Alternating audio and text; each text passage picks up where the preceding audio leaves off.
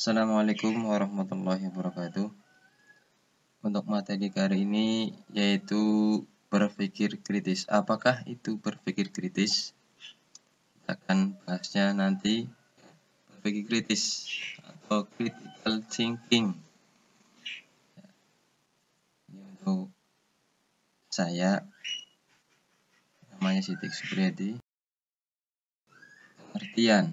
Pengertian dari berpikir kritis adalah kemampuan untuk berpikir jernih dan rasional yang meliputi kemampuan untuk berpikir reflektif dan independen.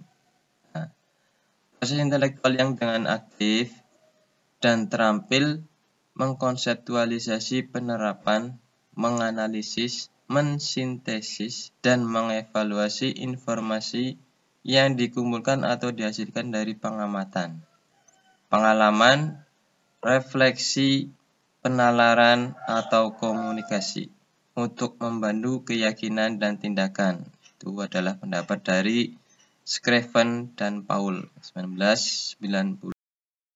Kemudian, berpikir kritis tidak sama dengan sikap argumentatif atau mengecam orang lain. Kenapa? Karena berpikir kritis bersifat netral, objektif, tidak bias. Meskipun berpikir kritis dapat digunakan untuk menunjukkan kekeliruan atau alasan-alasan yang buruk, pemikir kritis mampu melakukan introspeksi tentang kemungkinan bias dalam alasan yang tidak. Kita harus berlatih untuk keterampilan inti berpikir kritis. Bagaimana keterampilannya? Yang pertama ada interpretasi, yaitu kategorisasi, dekode, mengklarifikasi makna. Berikutnya ada analisis, yaitu memeriksa gagasan, mengidentifikasi argumen, menganalisis argumen. Berikutnya ada evaluasi, menilai klaim atau pernyataan, kemudian ada menilai argumen. Berikutnya ada inferensi. Inferensi yaitu mempertahankan klaim, memikirkan alternatif seperti diferensial diagnosis, menarik kesimpulan, memecahkan masalah, mengambil keputusan. Berikutnya ada penjelasan, yaitu menyatakan masalah, menyatakan hasil, mengemukakan kebenaran prosedur, mengemukakan argumen. Dan yang terakhir ada regulasi diri, yaitu meneliti diri. Apakah perbedaan antara pemikir kritis dan bukan pemikir kritis? Kita bahas.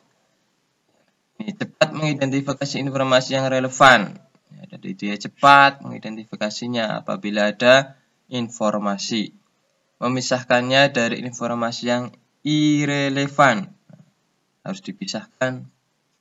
Kemudian dapat memanfaatkan informasi untuk merumuskan solusi masalah atau mengambil keputusan, dan jika perlu mencari informasi tambahan yang relevan. Jadi bukan hanya satu informasi, harus memerlukan informasi-informasi tambahan yang harus dikajinya. Kemudian bukan pemikir kritis. Ada mengumpulkan fakta dan informasi. Jadi fakta dan informasi itu dikumpulkan dulu. Memandang semua informasi sama pentingnya. Semua informasi itu sama, tapi harus dipilah-pilah mana yang fakta, mana yang bukan. Jadi informasinya itu dikumpulkan dulu. Kemudian tidak melihat, menangkap maupun memikirkan masalah inti. Tidak menangkap, tidak memikirkan masalah inti. Kemudian, mengapa berpikir kritis sehingga perlu dipelajari? Nah, kita harus belajar untuk berpikir kritis. Kenapa? Karena berpikir kritis merupakan keterampilan universal. Universal itu menyeluruh. Yaitu kemampuan berpikir jernih dan rasional diperlukan pada pekerjaan apapun. Jadi ini harus diperlukan, ya. Jadi merupakan aset berharga bagi karir seorang. Berpikir kritis sangat penting di abad ke-21. Karena apa? Karena merupakan era informasi dan teknologi. Jadi manusia itu harus mengetahui informasi-informasi apa yang sedang berkembang atau sedang viral, kemudian teknologi apa yang sedang digunakan, itu kemudian diserap. Ya, diserap, kemudian diperlukan adanya kemampuan-kemampuan untuk berpikir kritis. Ya. Seorang harus merespon perubahan dengan cepat dan efektif. Seorang itu harus bisa merespon apabila ada kabar-kabar, harus direspon dengan cepat dan efektif, sehingga memerlukan keterampilan intelektual yang fleksibel, kemampuan dan menganalisis informasi dan mengintegrasikan. Integrasi itu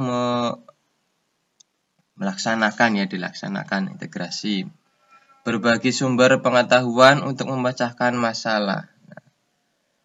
Menganalisis informasi, kemudian mengintegrasikan dari sumber yang lain.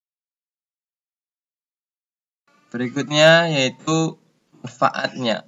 Manfaat yang diperoleh dari berpikir kritis. Apakah? Yang pertama, membantu memperoleh pengetahuan. Ya, pengetahuannya itu harus menjadi lebih berkembang. Memperbaiki teori-teori yang sudah ada diperbaiki lagi, karena harus selalu bisa berargumen. Ya. Kemudian mengemukakan dan merumuskan pertanyaan dengan jelas. Jadi pertanyaan-pertanyaannya itu harus dirumuskan dengan jelas, jangan bias. Mengumpulkan, menilai, menafsirkan informasi dengan efektif. Nah, jadi kumpulan dulu informasinya, baru ditafsirkan ya, secara efektif. Kemudian membuat kesimpulan dan menentukan solusi masalah berdasarkan alasan yang kuat. Membiasakan berpikir terbuka. Nah, jadi terbuka, jangan hanya berpendapat dengan keinginan sendiri. Jangan menggunakan nafsu. Kemudian mengkomunikasikan gagasan, pendapat, dan solusi dengan jelas kepada yang lain. Gagasannya harus jelas, pendapatnya, solusi.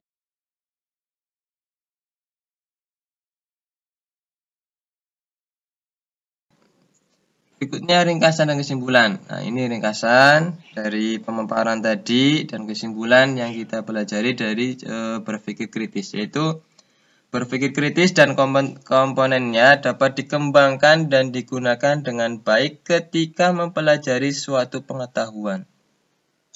Nah, bisa dikembangkan ini ya, berpikir kritis ya, untuk mempelajari suatu pengetahuan. Guru dan instruktur perlu meminta siswa untuk menggunakan keterampilan berpikir kritis pada kegiatan KBM. Ya, jadi apabila ada guru ya, atau yang lainnya yang sedang memberikan pengarahan atau memberikan materinya kepada siswanya itu harus berpikir kritis ya, untuk berlatih. Ya. Meliputi diskusi. Nah, apabila ada diskusi, seorang siswa harus aktif, ya, jangan pasif. Ya, aktif itu berani bertanya, berani mengumpulkan pendapatnya, ya, berani menginstruksi, ya, berinstruksi.